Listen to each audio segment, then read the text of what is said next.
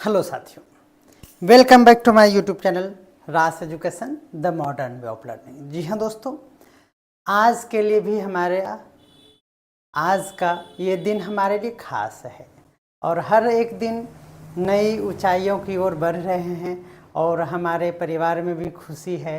और आज एक और बहुत ही सुखद समाचार ये है कि हमारी अपनी भगिनी यानी भांजी आज नेशनल चैंपियन बन गई। योगा में उन्हें सेकंड पोजीशन पूरे all India inter university yoga championship में सिल्वर मेडल और सेकंड पोजीशन पूरे इंडिया में उनको मिला है। वो देव संस्कृति विश्वविद्यालय जो शांति कुंज हरिद्वार में है, वहाँ से बीएससी कर रही है योगा में, तो उनको चैंपियनशिप मिला है। आज बहुत ही उत्साहित हैं हम सभी परिवार। तो इसमें आप सभी भी हमारे साथ जुड़ते हैं, इसीलिए हमने साझा किया है आप लोगों के साथ अपना एक सुखद तस्वीर। तो चलिए आज इसी उत्साह के साथ आप लोगों के लिए एक नए सीरीज की भी शुरुआत करते हैं, और वो है आप लोगों को तैयारी करना है किस चीज़ का। तो जो भी आप जिसमें आपको बीएड और डीएलएड संपूर्ण सिलेबस को पूछा जाएगा, उसमें से हम लोग आज शुरू करेंगे बीएड सेक्शन, क्योंकि आपने डिमांड किया। हमने आपसे कम्युनिटी टैब में पूछा था कि बीएड पहले या डीएलएड, क्योंकि पढ़ना है हम लोग को दोनों, या फिर अल्टरनेट डे में चलाएंगे। तो आप हमें कमेंट कर दीजिएगा तो अल्टरनेट डे कर देंगे, लेकिन अभी डिमांड है कि सिर्फ बीएड, तो अभी हम बीएड को कंटिन्यू करेंगे। जैसे ही आप कहेंगे अल्टरनेट डे कीजिए सर, तो कमेंट कर दीजिएगा। तो देखिए यहाँ पे क्या है ना कि आज जो है बीएड का यूनिट कौन सा है, आप ध्यान दीजिएगा। आप हर दिन इस थंबनेल पर ध्यान दीजिएगा। आपको थंबनेल पे ये ध्यान रखना होगा कि आपको क्या पढ़ाया जा रहा है, इसका आप हिसाब रखेंगे। देखिए मैं आपको यहाँ दिखा रहा हूँ, यहाँ पे लिखा होगा बीएड यूनिट 1 चल रहा है और टॉपिक 1 है आज। जी हाँ, यूनिट 1 टॉपिक कितना है इसमें टोटल, तो टोटल टॉपिक है 6, और हर दिन एक टॉपिक को खत्म करेंगे, यानी पूरे 1 वीक में यानी 6 दिन में आप लोगों का यूनिट 1 खत्म होगा। अगर आप पूछेंगे कि सर तब कितना वक्त लग जाएगा, आप जल्दी से बता दीजिए, तो आप देख लीजिए यूनिट 1 में अगर 6 टॉपिक है, देखिएगा। जैसे पहला है बाल्यावस्था की समझ और विकासात्मक परिप्रेक्ष्य है, दूसरा है बालक एवं बाल्यावस्था और बिहार की प्रासंगिक वास्तविकताएं। इस तरह से 6 टॉपिक है, तो ये 6 क्लास में खत्म होगा। एकदम कोई कंप्रोमाइज नहीं और कोई ब्रेक नहीं होगा। 6 टॉपिक का मतलब 6 डे, और ना ही एक दिन कम और ना ही एक दिन ज़्यादा। उसी तरह से फिर यूनिट 2 में हम लोग आएंगे, तो यूनिट 2 में आप देखेंगे कि पूरे 5 टॉपिक है, तो इसमें 5 दिन लगेंगे। ये लेवल 2 का क्लास जो हमारे द्वारा अनाउंसमेंट किया गया था कि लेवल 1 के बाद लेवल 2, और ये पहले से ही डिसाइड था कि ये राज सर ही कराएंगे, क्योंकि 1 लाइनर का ट्रिक तो आपके दिमाग में ही छपता है और ये ट्रिक सिर्फ राज सर ही बताते हैं। इसीलिए लेवल 2 पहले से ही प्लान था। लेवल 1 के बाद आपको लेवल 2 का क्लास आज से मिलना प्रारंभ हो गया, और टाइम है 8 बजे, वही टाइम जिस समय आप बीएड का कोर्स चलाते हैं। जिनका छूटा हुआ है वो थ्योरी वाला भी देख लेंगे। उसी तरह से देखिए, अगर आप यूनिट 3 की बात करेंगे तो इसमें भी 5 टॉपिक है, यानी 5 दिन लगेंगे। उसी तरह से इसमें देखिए 7 टॉपिक है और इसमें 7 दिन ही लगेंगे, जबकि ये बहुत लंबा है, तो इसमें पार्ट 1 पार्ट 2 करके 2 दिन में कवर करेंगे। इसमें और भी ज़्यादा इंपॉर्टेंट है क्योंकि ये दर्शन से संबंधित है। तो ओवरऑल आप समझ गए कि इस तरह से आज हमारा ये सीरीज शुरू हो गया। तो आप अब समझ पा रहे होंगे कि ये बीएड का है। उसी तरह से अगर यहाँ पर डीएलएड लिख कर आएगा तो डीएलएड में 8 यूनिट टोटल है, उसमें भी टॉपिक वाइज है, तो उसी तरह से हमारा चलेगा। और ये पूछिएगा कि ये कौन सा सीरीज है, अगर फोन करेंगे तो आप क्या बोलेंगे, तो आप बोलिएगा कि ये 1 लाइनर, इसी तरह लिखा रहेगा series 1 liner, that is called, ये 1 लाइनर सीरीज है, लाइन बाय लाइन लाइन गप करेंगे, सत्यनारायण व्रत कथा यहाँ नहीं चलेगा, ठीक है ना। ये हो गया हमारा। आपको किसी भी तरह का समस्या हो रहा हो तो आप यहाँ पर 9525175737 पर आप 24x7 ये कभी ट्रैक कर लीजिएगा 2 बजे रात में, उस समय भी हम फ़ोन उठाएंगे और आपको लगेगा कि हम जगे हुए ही हैं, ये तो गारंटी है। तो ये हो गया आपका कोर्स। देखिए इसके लिए आपको क्लास नोट्स भी मंगवाना चाहिए मतलब हुआ कि आप मत मंगवाइए तो फिर देखिएगा क्या परेशानी होगा। ये 3500 प्लस वन लाइनर का एक बेहतरीन बुक आ चुका है हमारे यहाँ, और इसमें संपूर्ण कोर्स अवेलेबल है जिसमें डीएलएड भी है और बीएड भी है। ओके, तो ये डीएलएड और बीएड का संपूर्ण है जो सिर्फ और सिर्फ हम ही लिखे हैं। ये रास बिहारी शर्मा का ये बुक में नाम रहेगा, आरबी शर्मा, राइटर जैसा लग रहा है नाम देखने में, ठीक है। तो ये हमारा बुक भी अवेलेबल है। आप प्राइस पूछेंगे इसका, तो अगर आप पूरा टॉपिक वाइज वाला चाहेंगे तो आपको पूरे 500 रुपया लगेगा। अगर आप उसमें डंडी मारा हुआ यानी समझ रहे हैं ना, यानी उसमें इंपॉर्टेंट सिर्फ रहेगा, पूरा नहीं रहेगा, तब उसका दाम कितना है 300 रुपया। तो आप जैसा चाहेंगे, आप इंपॉर्टेंट का सेलेक्टेड चाहेंगे तो ये है, और डिटेल में चाहेंगे तो ये है। तो ये हो गया हमारा प्राइस। अब आपको इसका पीडीएफ भी मिल जाएगा, इसका पता है ना आपको इसका पीडीएफ भी मिल जाएगा, वो भी एकदम फ्री में, है ना। और वो कहाँ मिलेगा, तो वो मिलेगा प्रज्ञानम ऐप पे। जी हाँ, प्रज्ञानम आप टाइप करेंगे, स्पेलिंग देख लीजिएगा, और यहाँ पर सभी कोर्स 100%, 100 मतलब होता है 100, ठीक है ना, और उस फ्री में है ना। बस इसको डाउनलोड करना है। आपको अगर नहीं समझ में आ रहा है कि कैसे कोर्स लेना है तो आप हमको वीडियो कॉलिंग कीजिएगा, ठीक है ना। वीडियो कॉलिंग कीजिएगा और फिर क्या कीजिएगा, स्क्रीन शेयर करा के, और हम आपको असिस्टेंस प्रोवाइड कराते हैं, आपको हेल्प कर देते हैं, आपका पीडीएफ डाउनलोड कर देते हैं, तब फिर हम कहते हैं बाय। तो चलिए अब बाय हो गया। तो आप देख पाएंगे कि आज का बीएड वाला कोर्स शुरू हो चुका है, इसके बाद डीएलएड भी लाएंगे, अल्टरनेट डे में भी लाने का मेरा प्लान है, और आप को हम पहले डीएड बीएलएड फिर डीएड इस तरह से करके करा देंगे। तो आपकी आज्ञा सिर आंखों पर। आपने कहा कि बीएड शुरू करो चुपचाप, तो हम बोले ठीक है। तो चलिए ये बीएड का कोर्स आज प्रारंभ करते हैं, यूनिट 1, और ये टॉपिक नंबर 1 चल रहा है। ये क्या है, थंबनेल पे यही लिखा रहेगा, ठीक है ना। स्क्रीनशॉट आप ले लीजिए, अदरवाइज मटेरियल में है, ले लीजिए। यही अभी 1 सप्ताह चलेगा, एकदम कोई कंप्रोमाइज नहीं होगा, 6 वीडियो आएगा, ठीक है। आप यहाँ पर भी देख पाएंगे वही चीज लिखा हुआ है। क्या लिखा हुआ है, बाल्यावस्था की समझ, विकासात्मक परिप्रेक्ष्य, ठीक है। तो ये लिखा हुआ मिल गया। चलिए आप शुरू करते हैं। आपको जिसका इंतजार है वो उसको वही काम हम करेंगे। तो इस तरह से हो गया। उसी तरह से आपको बीएड का भी डीएलएड का भी सब मिल जाएगा। तो चलिए चलिए चलिए, अब जैसे ही ये पेज हम लाते हैं ना यूनिट 1 का, तो फिर यहाँ पर एक क्या हो जाता है, देखिए यूनिट 1 में हम ये पढ़ने जा रहे हैं, ये वाला टॉपिक।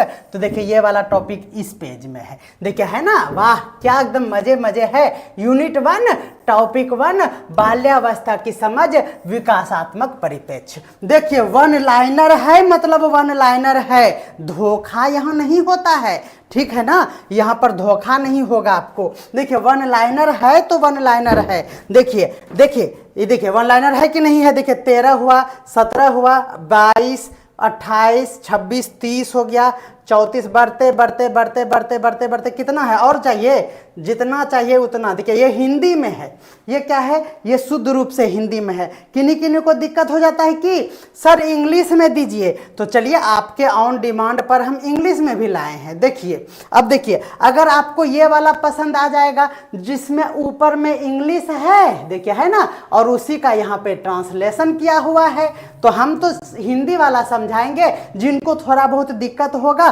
वो ऊपर वाला देख लीजिएगा, ये वाला, ठीक है ना, ये इंग्लिश वाला देख लीजिएगा, आपको एकदम मजे मजे हो जाएगा। क्योंकि हिंदी में ना 10 तरह का साइनोनिम्स होते हैं, 10 तरह का समानार्थक वर्ड आता है, लेकिन इंग्लिश में एक ही वर्ड होता है, यूनिक। इसीलिए आपको इंग्लिश थोड़ा सा मदद करेगा, थोड़ा नहीं बहुत मदद करेगा। तो ये इंग्लिश वाला है। तो अभी आप अगर कहेंगे, कह रहे हैं बात रिपीट कम करें, ठीक है सर, गोरा लागे छिए, गलती हो गई, अब बात रिपीट नहीं करेंगे, ठीक है ना। चलिए तो थोड़ा सा खुश हो जाते हैं ना, ज़्यादा अच्छा कंटेंट बनाते हैं दिन भर, तो थोड़ा सा डांटिए नहीं ना बच्चा बुतरू को। चलिए, तो ये देखिए, आप थोड़ा सा एक बार जल्दी से बता दीजिए, डरा देते हैं आप लोग हमको। देखिए जल्दी से आप बता दीजिए कि बाइलिंगुअल वाला को कंटिन्यू करें, क्योंकि हमारे पास दोनों में 100 कंटेंट है। तो बाइलिंगुअल वाला को शुरू करते हैं, हिंदी में भी बढ़िया कंटेंट है, उसको भी हम शुरू कर देंगे। ठीक है, तो चलिए यहाँ से हम लोग शुरू करते हैं। आपसे निवेदन करेंगे कि आप रेलवे के लिए, यानी आप जो अंतिम दिन ट्रेन पर सफ़र करते हैं, उसके लिए एक डायरी आप बनाइए। इतनी मोटी डायरी होना चाहिए, उसमें इसको जो जो पॉइंट हम बोलेंगे सर इसको डायरी में नोट कीजिए, वहाँ पर आप डायरी में नोट कर लीजिएगा और उसी से छपेगा।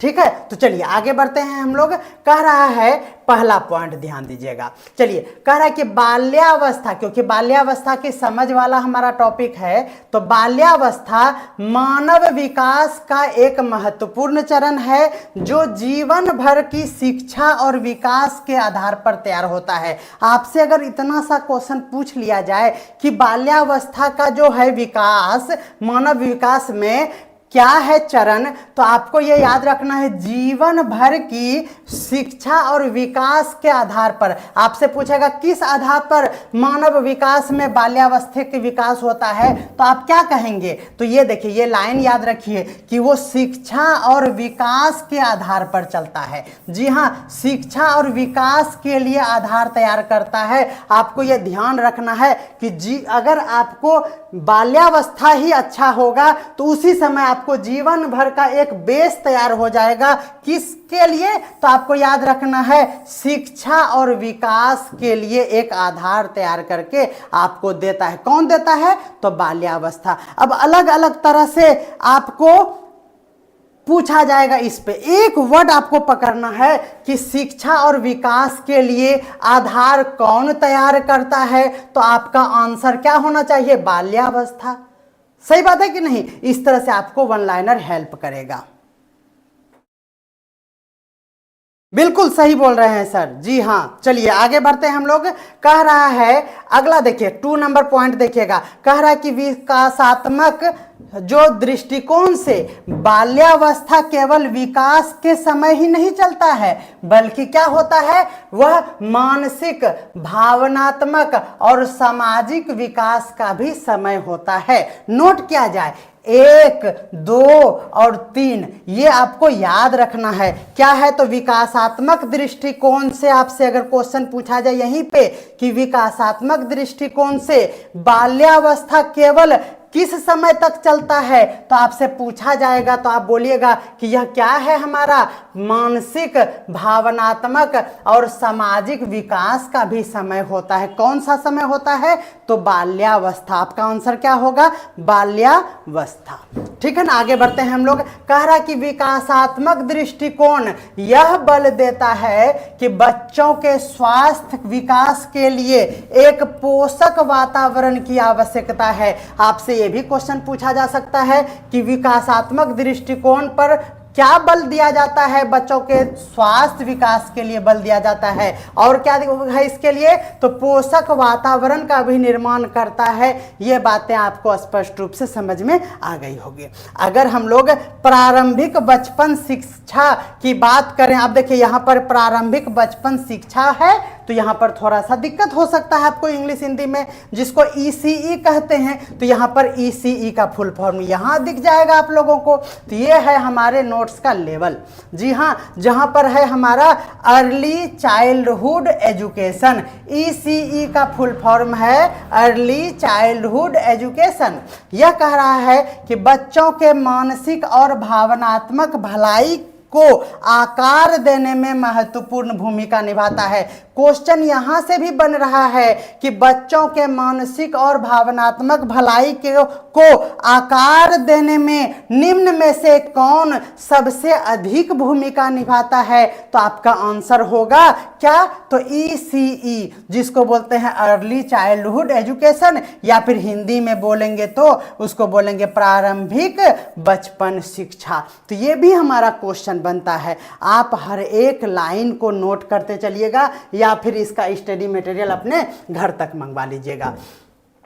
अगर हम प्रारंभिक बचपन में बात करें तो संज्ञानात्मक विकास भविष्य की शैक्षिक सफलता की नींव है। अगर आपसे पूछा जाए कि प्रारंभिक बचपन में भविष्य के शैक्षिक सफलता का कौन सा निम्न में से नींव है, तो आपको याद रखना है कि प्रारंभिक बचपन में ये नोट करने वाला ये है जो ऑप्शन में रहेगा, वो क्या रहेगा, तो आपको याद रखना है संज्ञानात्मक विकास। आगे हम लोग बढ़ते हैं कि यही जो चरण है हमारा, इसमें क्या होता है, इस चरण में अन्वेषण, अवलोकन और अपने वातावरण के साथ इंटरेक्शन के माध्यम से बच्चे क्या करते हैं, सीखा करते हैं। किसके किसके माध्यम से, तो याद रखना है अन्वेषण, दूसरा है अवलोकन और अपने वातावरण के साथ एक इंटर रिलेशन बनाता है। इंटरेक्शन करके क्या करता है, वो कुछ भी सीखता है। ये बेहतरीन बातें हो गई। नेक्स्ट ध्यान दीजिएगा, बाल्यावस्था में भाषा विकास प्रभावी संवाद और साक्षरता कौशल के लिए महत्वपूर्ण है। आगे हम लोग देखते हैं, अगर आप मोटर कौशल की विकास की बात अगर करें, जी हाँ, मोटर कौशल नहीं समझ में आएगा तो यहाँ पे देख लीजिएगा, ये है हमारा मोटर स्किल्स, ठीक है। मोटर कौशल यानी मोटर स्किल की बात अगर है तो का विकास भी बाल्यावस्था की एक प्रमुख पहलू है, ठीक है, जहां पर क्या होता है, जो शारीरिक स्वास्थ्य और स्वतंत्रता को भी क्या करता है, प्रभावित करता है। इसमें कोई दो राय नहीं है, ये ध्यान रखना है, ठीक है ना। चलिए आगे हम लोग बढ़ते हैं, बेहतरीन कंटेंट है हमारा। देखिए भावनात्मक नियंत्रण, ध्यान दीजिएगा ये वर्ड पे, सभी वर्ड आप लोगों के लिए काफी इंपॉर्टेंट है। भावनात्मक नियंत्रण और सामाजिक कौशल, जी हाँ, दो बातें नोट किया जाए। क्या कह रहा है कि भावनात्मक नियंत्रण और सामाजिक कौशल भी इस समय के दौरान विकसित होते हैं, जो क्या करता है, जो बच्चों के रिश्तों और भावनात्मक बुद्धिमत्ता को क्या करता है, तो वो इफेक्ट करता है, प्रभावित करता है। बोले कोई दिक्कत है। चलिए कह रहा है कि एक बच्चे वातावरण, इस वातावरण में कौन कौन उनको मिलते हैं, तो सबसे पहले परिवार मिलता है, दूसरा समुदाय और तीसरा क्या है, तो याद रखना है आपको शैक्षिक सेटिंग, यानी आपको ये बातें याद रखना है, एजुकेशनल सेटिंग्स आपको याद रखना है, सेटिंग्स शामिल है, उसके विकास को काफ़ी हद तक प्रभावित करता है। ये बातें याद रखना है कि बच्चों के लिए क्या है, तो वातावरण बहुत ही ज़्यादा मायने रखता है। जिस इन्वायरमेंट में वो रहता है, उस इन्वायरमेंट में सबसे पहले क्या आएगा, परिवार, दूसरा क्या आएगा, समुदाय, तीसरा क्या आएगा, एजुकेशनल सेटिंग्स। याद रखना है आप लोगों को, ठीक है ना। अगर हम शिक्षा शास्त्रियों के कहने के अनुसार अगर हम कुछ तथ्यों को देखते हैं तो वो हमारा क्या होता है, तो सबसे पहले आपको नाम आएगा प्याजे। प्याजे मतलब याद रखना है संज्ञानात्मक विकास। प्याज से आपको सौ से संज्ञा नहीं, सौ से सलाद याद रखना है। प्याज और सलाद का संबंध उसी तरह से है जिस तरह से शिक्षा शास्त्र में प्याजे साहब का है, ठीक है। तो चलिए आगे बढ़ते हैं। यह सिद्धांत क्या आपको बताता है कि अपने बच्चे जो हैं, आप बच्चे अपने वातावरण से क्या करते हैं, तो इंटरेक्ट होकर क्या करते हैं, वो सक्रिय रूप से ज्ञान का निर्माण करते हैं। तो संज्ञानात्मक विकास का सिद्धांत किसने दिया था, जी हाँ, जल्दी से कमेंट करके बताइएगा, संज्ञानात्मक विकास का सिद्धांत किसने दिया था, तो प्याजे ने। ट्रिक क्या है, तो प्याज और सलाद याद रखना आप लोगों को। और वो क्या बतलाते हैं, तो बच्चे अपने वातावरण से इंटरेक्ट होकर एक सक्रिय रूप से ज्ञान का क्या करते हैं, निर्माण करते हैं। कोई दिक्कत है। चलिए आगे हम लोग वाइगोत्स्की के बारे में भी जानेंगे, जो कि सिलेबस में है हमारा। प्याजे वाइगोत्स्की आपके सिलेबस में है, और भी ध्यान देना है। वाइगोत्स्की के अनुसार सामाजिक इंटरेक्शन जो है और सांस्कृतिक संदर्भ जो है वह संज्ञानात्मक विकास में महत्वपूर्ण भूमिका निभाता है। यहाँ पर भी बहुत ही बेहतरीन और इम्पोर्टेंट क्वेश्चन बनता है। वाइगोत्स्की ने क्या कहा, तो उन्होंने कहा कि सामाजिक इंटरेक्शन जो है और क्या है, तो सांस्कृतिक संदर्भ जो है संज्ञानात्मक विकास में एक महत्वपूर्ण भूमिका अदा करता है। इसमें कोई दिक्कत नहीं है। आगे देखते हैं हम लोग। देखिए ध्यान दीजिएगा, कह रहे कि बाल्यावस्था में भावनात्मक विकास में भावनाओं को पहचानने और उन व्यक्त करने की क्षमता शामिल होती है और उसी को क्या कहते हैं, तो सभी जानते हैं कि क्या कहते हैं, भावनात्मक बुद्धिमत्ता उसको कहते हैं। इसमें तो कोई दिक्कत नहीं है। अगर हम लोग अगला है हमारे पास मनोवैज्ञानिक, वो है एरिक्सन साहब। जी हाँ, एरिक्सन के मानसिक सामाजिक विकास के चरण।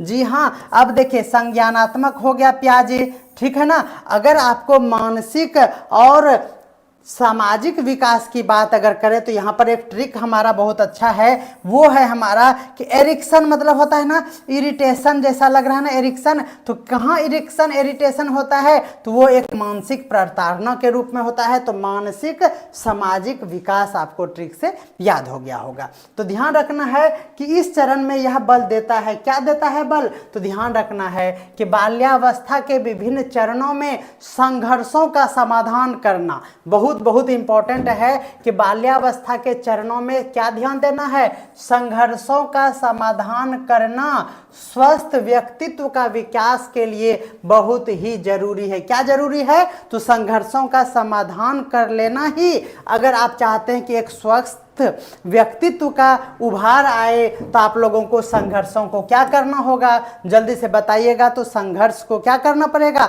समाधान करना पड़ेगा। आप कहेंगे कि सर ये एनसीईआरटी का डाटा है क्या, तो हम कहेंगे कि ये एनसीईआरटी का डाटा नहीं है, ये इग्नू का डाटा है। जी हाँ, इग्नू बुक को पूरे स्टडी करने के बाद उसमें जहाँ जहाँ शिक्षा शास्त्र का सिलेबस होता है उसका प्योर संग्रह करने के बाद ये कंटेंट तैयार हो पाया है। जी हाँ, इसके लिए रात दिन खपाया गया है और किसके द्वारा ये हम बताएंगे नहीं, ठीक है, आप सभी जानते हैं। दूसरी बात है, जिस समय इस बार के हेडमास्टर का ऑब्जेक्शन के बाद फाइनल डिटेल में आंसर की आया था, उस समय ऑब्जेक्शन वाला जो हमारा रीज़न था कि कौन कौन क्वेश्चन पे आपको ऑब्जेक्शन किए हैं, तो उसका उन्होंने क्या किया था, तो सोर्स बताया था। तो 95% सोर्स कहाँ का मिल रहा था, तो इग्नू के मटेरियल से मिल रहा था। जिन्होंने इस बार एग्जाम दिया था उनसे आप पूछेंगे तो ये सही साबित होगा। तो जी हाँ, आपको ध्यान रखना है कि आपको ये इग्नू का मटेरियल दिया जा रहा है, इसीलिए इसे आप इम्पोर्टेंस दें और हमारे साथ लाइव क्लास में जुड़े, क्योंकि ये हमारा पूर्ण रूप से पेड बैच का है। जी हाँ, ये पेड बैच है और इसका फी आपको पता ही है 699। जी हाँ, ये 699 का ये कोर्स हमारा है और आपको इससे जुड़ने के लिए आपको 699 पे करना पड़ेगा और फ़ोन नंबर बस चेंज हो गया है, वो है हमारा 9525175737। जी हाँ, इस नंबर पे ही आपको पेमेंट करना है। उससे पहले कॉल करके आप हमारे ऑथेंटिकेशन का क्या करेंगे, वेरीफाई कर लेंगे, क्योंकि अभी ऑनलाइन फ्रॉड बहुत ज़्यादा हो रहा है, इसीलिए ज़रूर आप हमें कॉल कर लेंगे। अगर हो तो वीडियो कॉल भी कर सकते हैं वेरिफिकेशन के लिए। आगे हम लोग देखते हैं, बहुत ही इंपॉर्टेंट पॉइंट है, ख़त्म भी इसको करना है। चलिए, खेल जो है, अब खेल के बारे में है, बाल्यावस्था का एक मौलिक पहलू है जो सामाजिकरण, सीखने और भावनात्मक अभिव्यक्ति के लिए अवसर प्रदान करता है। ठीक है ना, तो आपको अच्छे से समझ में आएगा, जो इंपॉर्टेंट होगा उस पर बल डालते हुए आपको याद कराएंगे। निम्न निर्माणात्मक शिक्षा का दृष्टिकोण आपसे अगर पूछा जाए तो याद रखना है कि ये हमारे सिलेबस में है। क्या है हमारा निर्माणात्मक शिक्षा दृष्टिकोण? यह बल देता है, क्या देता है, कि बच्चा तब सबसे अच्छा सीखता है। आपसे क्वेश्चन यहां से पूछा गया है कि बच्चा कब सबसे अच्छा सीखता है, तो आपको ध्यान रखना है कि बच्चे तब अच्छा सीखते हैं जब वे अपनी सीखने की प्रक्रिया में सक्रिय रूप से इन्वॉल्व होते हैं। जी हाँ, वह अपने सीखने की क्रिया में जब वो 100% इन्वॉल्व होकर उसको कुछ करता है, तब वह निर्माणात्मक शिक्षा का दृष्टिकोण कहलाता है। ये बातें आपको ध्यान रखना है।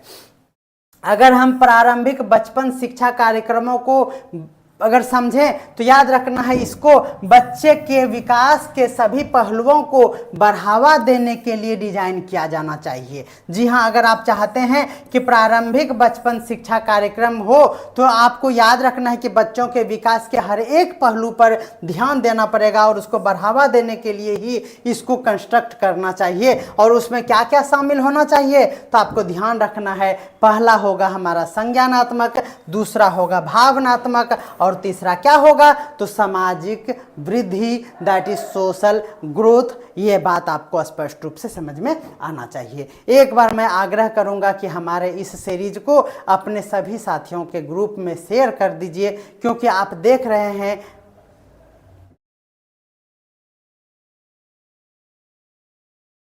बिल्कुल सही बोल रहे हैं। चलिए आगे हम लोग ध्यान देखते हैं। अगला है हमारा कि खेल जो है, खेल पर आधारित शिक्षा क्या करता है, तो बच्चों के उसके वातावरण के साथ एक व्यवहारिक तरीके से जुड़ने के लिए प्रोत्साहित करता है। और यहाँ पर भी बीपीएससी का मस्त क्वेश्चन बनता है कि बच्चों को उसके वातावरण के लिए एक व्यवहारिक तरीके से जुड़ने का अवसर कौन प्रदान करता है। निम्न में से बहुत सारे ऑप्शन रहेगा, तो आपको ध्यान रखना है कि खेल आधारित शिक्षा, ये आपका सही जवाब होना चाहिए। ठीक है, और ये क्या करता है इस तरह के शिक्षा से, यहां पर क्या होता है, तो जिज्ञासा और समाधान, समस्या समाधान का कौशल यहां पर क्या होता है, बढ़ता है। ये बातें आपको अच्छे से समझ में आ गया होगा। नेक्स्ट ध्यान दीजिएगा। नेक्स्ट हमारा क्या है, ध्यान देना है कि प्रारंभिक बचपन में शिक्षकों की भूमिका केवल ज्ञान प्रदान करने के लिए ही नहीं होता है, बल्कि भावनात्मक और सामाजिक विकास के समर्थन देने के लिए भी यह जरूरी है, प्रारंभिक शिक्षा। ओके, चलिए कह रहा कि प्रारंभिक अनुभव चाहे वो सकारात्मक हो या फिर वो हो नकारात्मक, एक बच्चे के विकास और भविष्य की भलाई के लिए दीर्घकालीन प्रभाव डाल सकता है।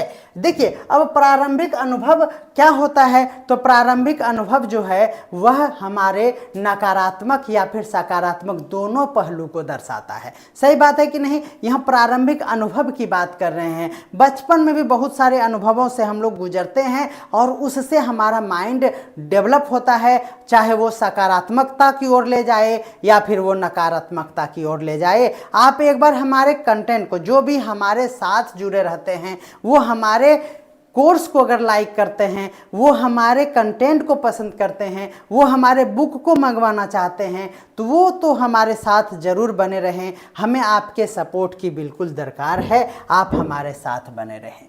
चलिए नेक्स्ट ध्यान दीजिएगा। शिक्षकों को बच्चों के विविध आवश्यकताओं के प्रति जागरूक होना चाहिए और उनकी शिक्षण रणनीति के अनुसार ही उसको अनुकूलित करना चाहिए।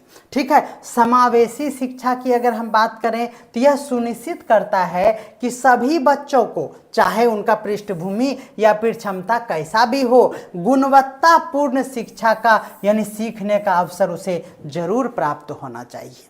ठीक है, अगर हम लोग बात करें कि प्रारंभिक बचपन शिक्षा में आईसीटी यानी कंप्यूटर, दैट इज जो आपका बेट का सिलेबस हुआ करता है, जी हाँ, सूचना एवं संचार प्रौद्योगिकी, जी हाँ, इसका भी एकीकरण सीखने के अनुभवों को क्या करता है, बढ़ा सकता है। ठीक है, प्रारंभिक बचपन शिक्षा को एक ऐसा वातावरण बनाने पर ध्यान केंद्रित करता है जो क्या हो, जो होना चाहिए रचनात्मकता के साथ, क्या होना चाहिए, वो आलोचनात्मक सोच के साथ और एक सहयोग को बढ़ावा देने वाला होना चाहिए। ठीक है, तो एक टर्म आप लोगों के लिए ऑप्शन में छपने वाला है। हमारे साथ अर्चना मैम जुड़ चुकी हैं। सुबह भी आपका टेस्ट में 35 मार्क्स आया था और आज भी आप रेगुलर वे में हमारे साथ जुड़े हुए हैं। तो जी हाँ, आप जल्दी से कमेंट कर दीजिए कि आपको ये क्लास पसंद आ रहा है या नहीं। अगर आप कहेंगे कि पसंद नहीं आ रहा है तो हम फिर भी पढ़ा देंगे। ठीक है, चलिए नेक्स्ट देखते हैं। बाल्यावस्था पर विकासात्मक दृष्टिकोण क्या कहता है, यह भी आपके सिलेबस में है। जी हाँ, बाल्यावस्था पर विकासात्मक दृष्टिकोण यह बल देता है, क्या बल देता है, आपसे ऑप्शन में दे सकता है कि पूरे बच्चे क्या हो, मस्तिष्क, बच्चों का क्या होना चाहिए, मस्तिष्क, शारीरिक और आत्मा का पोषण करना इसके लिए महत्वपूर्ण है। विकासात्मक दृष्टिकोण में सिर्फ शारीरिक नहीं, उसके साथ मस्तिष्क तो होगा ही और आपके आत्मा से भी उसका पोषण का, ये बातें आपको ध्यान रखना है। ऑप्शन में ये छप सकता है।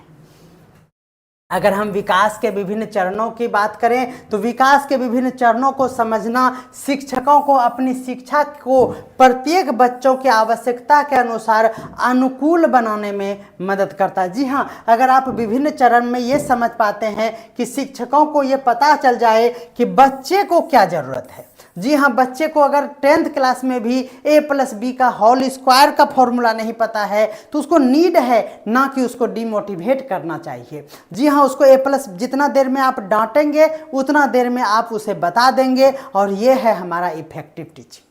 ओके, तो ये तो जरूर करना चाहिए। आगे हम लोग देखते हैं, कह रहा कि प्रारंभिक बचपन के शिक्षक को, जी हाँ, प्रारंभिक बचपन में शिक्षक को बाल विकास सिद्धांतों को क्या करना चाहिए, तो का गहरा ज्ञान होना चाहिए। शिक्षक को क्या होना चाहिए, तो बाल विकास सिद्धांत का ज्ञान होना चाहिए, और वो तभी क्या हो सकते हैं, शिक्षण का एक वातावरण प्रभावी रूप से बना सकेगा।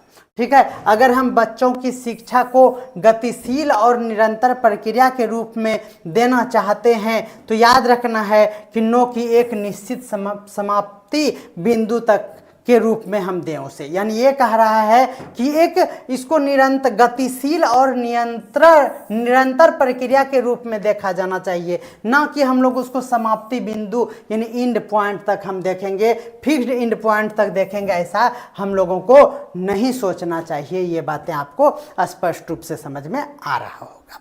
जी हाँ, एक बार थोड़ा सा लैगिंग का कहीं ऐसा नहीं हो रहा है ना कि ये लैग कर रहा है, आप थोड़ा सा कमेंट करके बता दीजिएगा। जी हाँ, कमेंट करके थोड़ा सा बता दीजिएगा। एक बार हम देख लेते हैं, हमें लग रहा है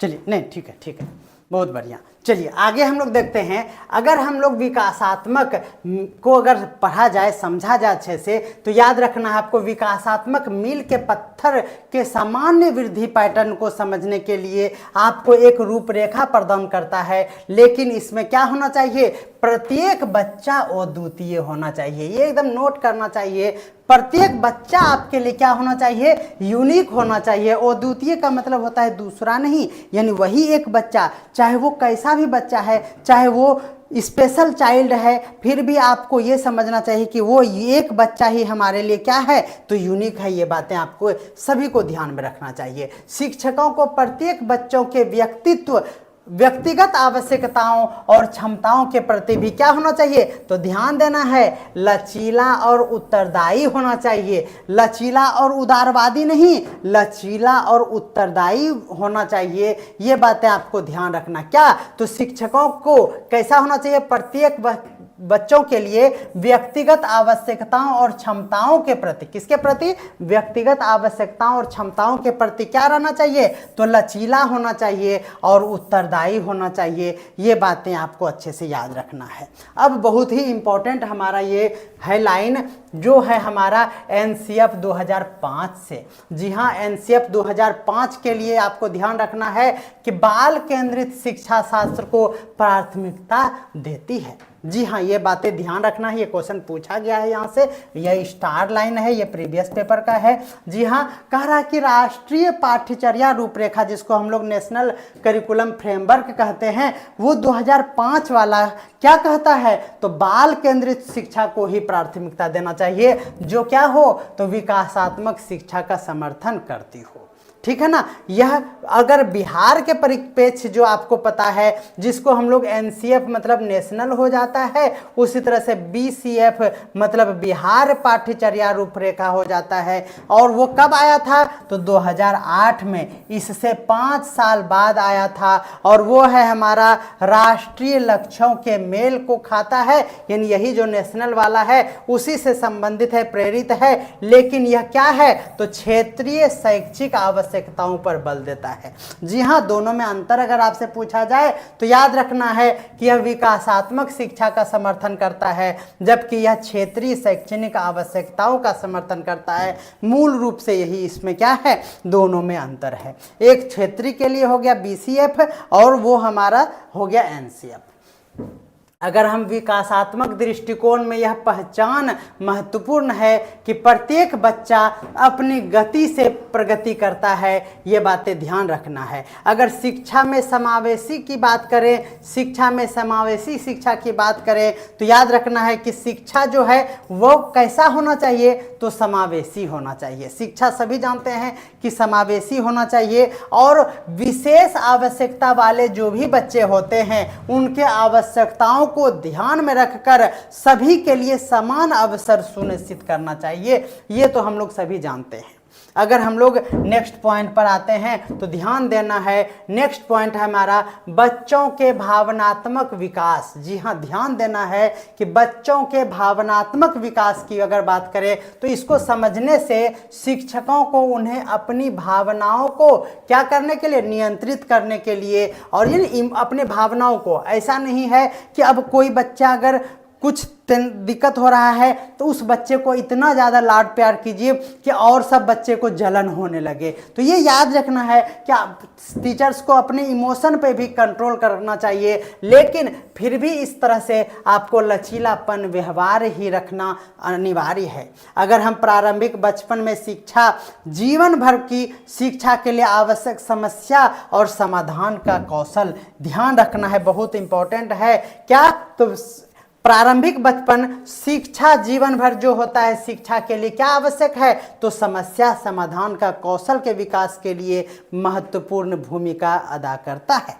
ठीक है ना, तो बहुत इंपॉर्टेंट है। आपको इंग्लिश भी हेल्प कर रहा है, आप देख ही पा रहे हैं। अगर हम समग्र विकास की अगर बात करें तो इसमें समग्र विकास में न केवल बौद्धिक क्षमताएं का विकास होता है बल्कि उसमें भावनात्मक, सामाजिक और शारीरिक विकास को भी पोषण मिलता है। ये बातें आपको ध्यान रखना है। अगर हम प्रारंभिक बचपन शिक्षा में माता पिता की भागीदारी का बात करें तो याद रखना है कि प्रारंभिक बचपन शिक्षा में माता पिता की भागीदारी सीखने की प्रक्रिया को क्या करता है, और भी ज़्यादा स्ट्रॉन्ग करता है और उसको सकारात्मक व्यवहारों के लिए प्रोत्साहित करता है, उसको मनोबल प्रदान करता है।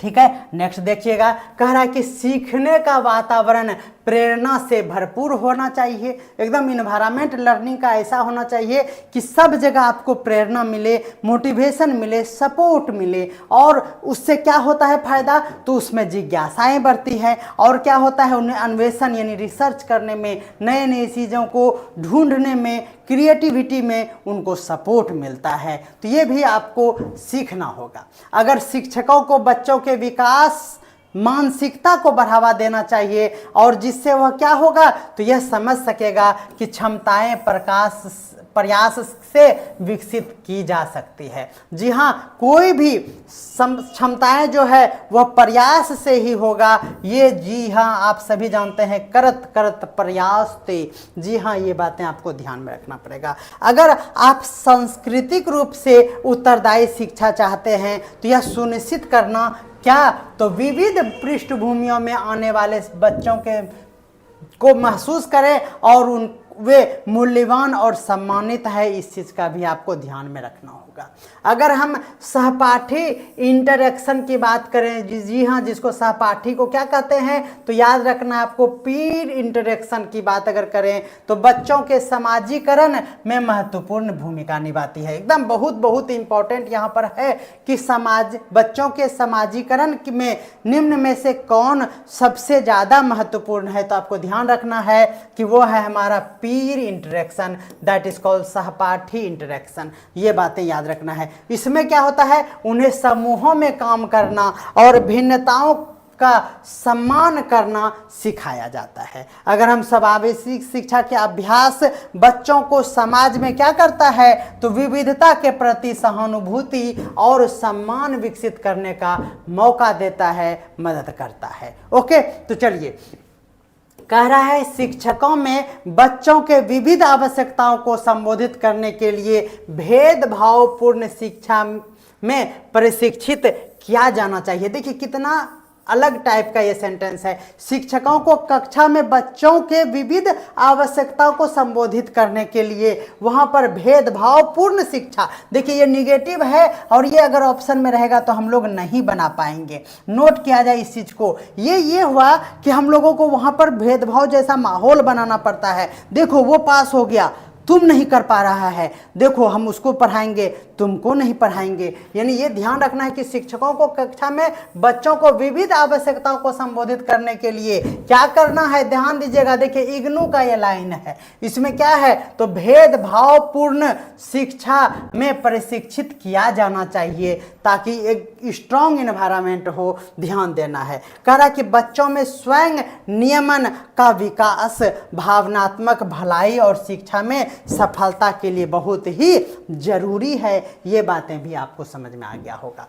अगर हम लोग प्रारंभिक बचपन की बात करें तो प्रारंभिक बचपन में मूल्यांकन जो है वह हमेशा होना चाहिए। अगर आप मूल्यांकन नहीं करेंगे तो आप कैसे पता कर पाएंगे कि वो किस टाइप का बच्चा आगे जाके बनेगा, उसका क्या लेवल है, क्या स्तर बन रहा है, उसका क्या विकास हो रहा है। इन सभी पर अगर हम गौर करेंगे तो मूल्यांकन ही यह हमें बताएगा। इससे केवल शैक्षणिक उपलब्धियों के बजाय बच्चों के क्या होगा तो प्रगति का भी आकलन कर पाएंगे। ठीक है ना। बच्चों को खेल आधारित शिक्षा में शामिल होने का अवसर अवश्य देना चाहिए। इससे उन्हें रचनात्मक और सामाजिक कौशल के विकास के लिए एक मौलिक वातावरण मिलता है। ये बातें आपको ध्यान रखना होगा। अगर हम लोग प्रारंभिक बचपन में सामाजिक भावनात्मक शिक्षा, जी हाँ, जो है सोशल इमोशनल लर्निंग, ये फुल फॉर्म भी आप ध्यान दीजिएगा। देखिए बेहतरीन लाइन सब है इंग्लिश के लिए भी। अब यहाँ पर ऐसे आता सामाजिक भावनात्मक शिक्षा और ये सेल कहते तो आपको एक बार हम बता भी देते तो आप थोड़े देर के लिए कंफ्यूजन में रह जाते। तो यहाँ देखिए यहाँ लिखा हुआ है और इसका पीडीएफ आपको मिल जाएगा। कहाँ पर मिलेगा तो आपको मिलेगा प्रज्ञानम पे। जी हाँ, प्रज्ञानम PRAGYANAM यहाँ पर ही मिलेगा, ताकि हमें आप कॉल करके परेशान ना करें। एक बार सब कुछ फ्री है, एक बार डाउनलोड कर लीजिए, एक बार आप ट्रेनिंग ले लीजिए। ट्रेनिंग करने के लिए आपको फ़ोन पे भी हम असिस्टेंस दे देंगे, अदरवाइज आप वीडियो कॉलिंग करके हमसे स्क्रीन शेयर करके आप पूछ सकते हैं। ठीक है, चलिए आगे हम लोग बढ़ते हैं। सामाजिक इंटरेक्शन की बात करें। ये देखिए प्रारंभिक बचपन में सामाजिक भावनात्मक शिक्षा यानी सेल जिसको कहते हैं कार्यक्रम बच्चों को क्या करता है तो सामाजिक इंटरेक्शन को समझने और भावनाओं को नियंत्रित करने के लिए आवश्यक कौशल बनाने में क्या करता है, मदद करता है। अगर हम लोग बात करें किसका तो शिक्षक बच्चे का संबंध कैसा होना चाहिए तो ये एक बच्चे के विकास को प्रभावित करने वाला सबसे महत्वपूर्ण कारक है। जी हाँ, अगर आप किसी बच्चे को इग्नोर करेंगे तो वो फ्रस्ट्रेट हो सकता है। ये आपको इसीलिए बच्चों के साथ कैसा संबंध होना चाहिए यह विकास के हर एक पहलू को प्रभावित करता है। और इसमें से एक कारक यही है हमारा, क्योंकि यह क्या करता है तो भावनात्मक सुरक्षा और विश्वास, यानी अगर आप उसको स्नेह देते हैं तो उनके अंदर कॉन्फिडेंट होगा, वो कॉन्फिडेंस आएगा और वो भावनात्मक रूप से अपने आप को सुरक्षित महसूस करेगा। जी हाँ, अगर हम लोग विकासात्मक दृष्टिकोण में यह समझने की भी आवश्यकता है क्या है तो हर बच्चा अपने गति से विकसित होता है और शिक्षा को व्यक्तिगत विभिन्नताओं को ध्यान में रखते हुए प्रदान किया जाना चाहिए। तो इस तरह से हमारा टॉपिक 1 का बेहतरीन एक्सप्लेनेशन इस स्लाइड के माध्यम से आप लोगों का खत्म हुआ। और इतना ही देर का आप लोगों को डेली लगभग आपको इस तरह का क्लास मिलता रहेगा और ये क्लास 45 मिनट तक का होगा, यानी 45 से 50 मिनट या फिर 35 से 50 मिनट का होगा और बेहतरीन कंटेंट आप लोगों को मिलेगा। जी हाँ, तो आपको इसका पीडीएफ अब चाहिए हाँ या ना? अगर चाहिए तो आपको प्रज्ञानम डाउनलोड करना पड़ेगा। प्रज्ञानम डाउनलोड करेंगे, आपको वहां पर क्या करना होगा, मोबाइल नंबर और ईमेल आईडी से रजिस्टर्ड करना होगा, यानी पहले मोबाइल नंबर से रजिस्टर कर लीजिए, फिर अपना नाम और ईमेल आईडी डालेंगे। उसके बाद आप कोर्स दिखेगा, पेड वाला, फ्री वाला भी नहीं दिख रहा है तो व्यू ऑल लिखा होगा कहीं पे, उस पर क्लिक कीजिएगा तो बहुत सारा बैच आ जाएगा। ये बैच जो हम चला रहे हैं अभी उसका नाम है BEOHM कॉम्बो। जी हाँ, कॉम्बो कोर्स ये ऐप पर दिखेगा, है ना, और उस पर क्लिक करेंगे तो आपको ये कोर्स दिख जाएगा। वहाँ पर करेंगे, आपको एक बार सीख लेंगे तो उसके बाद आपको लाइफ टाइम तक PDF का टेंशन नहीं होगा, क्लास का भी टेंशन नहीं होगा, मॉक टेस्ट हर चीज़ उस पर अवेलेबल है। मस्त ऐप है, आपको एकदम चिंता नहीं करना है। तो एक बार आप जो भी हमारे साथ जुड़े हुए हैं, एक बार आप हमारे कंटेंट का एप्रिसिएशन कीजिए या फिर आप फीडबैक दीजिए और आप हमको बताइए कि आप लोगों को हमारा आज का क्लास कैसा लगा। क्या इसे एकदम कंटिन्यू करना चाहिए? क्या आपको सिर्फ पहले BEd पढ़ा दें, या फिर आज BEd हुआ एक टॉपिक तो DLED का भी एक टॉपिक हो जाता तो मज़ा आ जाता। क्योंकि BEO हेडमास्टर राजकीयकृत का हो या कोई भी हो, आपको पढ़ना चाहिए संपूर्ण शिक्षा शास्त्र, तभी आप मज़े मज़े करेंगे। 3 बुक है इस कोर्स में, पहला है हमारा थ्योरी का क्लास और दूसरा है ये वाला नोट्स और अगला है हमारा 3500 MCQ। जी हाँ, बेहतरीन कंटेंट के साथ, जिसमें ऑब्जेक्टिव है और 5वां नंबर 1 में से अधिक या फिर इनमें से कोई नहीं। ई नंबर का भी एक्सप्लेनेशन आपको मिलेगा उसमें। तो बेहतरीन कंटेंट भी हमारे पास है, बुक भी अवेलेबल है, तो हमारे साथ जुड़िए। ओनली ऑन रास एजुकेशन, पावर्ड बाय रास Bihari Sharma, that is called रास सर। जी हाँ, तो चलिए मिलते हैं अगले क्लास में जल्दी। तब तक के लिए आप अपना प्यार बनाए रखिएगा। किसी को कोई दिक्कत हो तो आप हमें कभी भी कॉल कर सकते हैं। हमारा मोबाइल नंबर यहाँ दिया हुआ है 95251757 और 37। कॉल करके ही कोई काम करें ताकि आप अपना फ्रॉड से बचें, नहीं तो फिर बहुत धोखे हैं इस प्यार में।